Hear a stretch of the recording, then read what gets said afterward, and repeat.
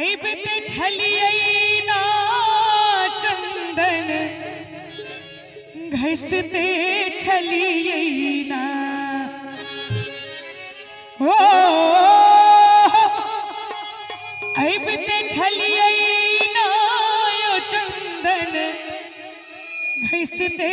छलियै ना बाबा यो डमरू किए बजेलो हम तक ऐबते छलियै ना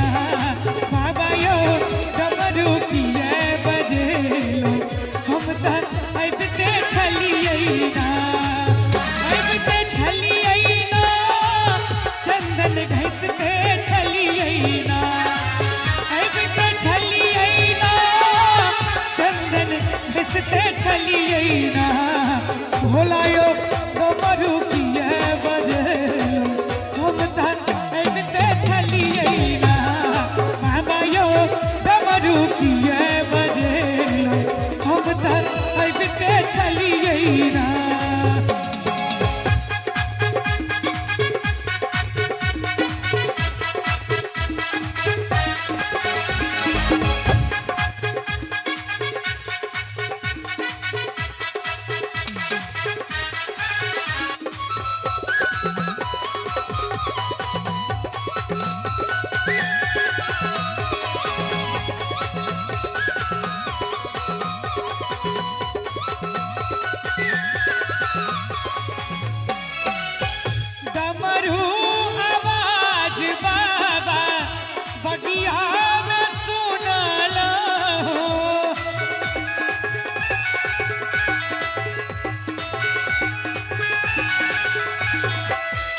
डमरू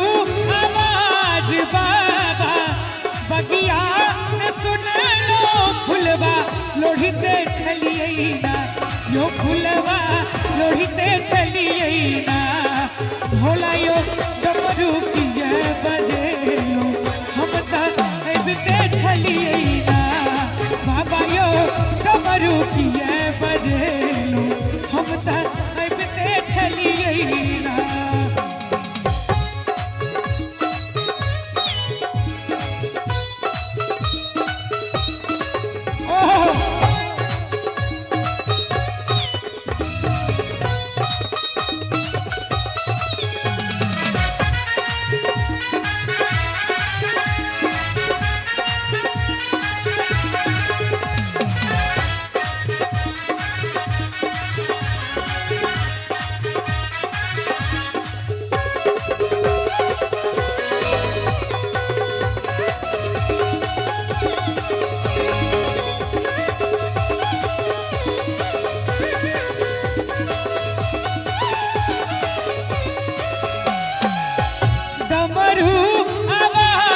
बाबा महला में सुनला हो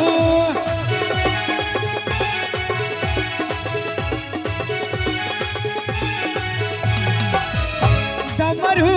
आवाज बाबा महला में सुनलो भाग पिसते छलियै ना यो भंगिया पिसते छलियै ना जतरा गोटा छी एक बार महादेव के नाम पर दोनों हाथ उठा दियो और ताली बजा के हमरा संगे भोला यो डमरू किए बजेलो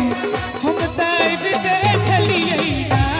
बाबा यो डमरू किए बजेलो हम त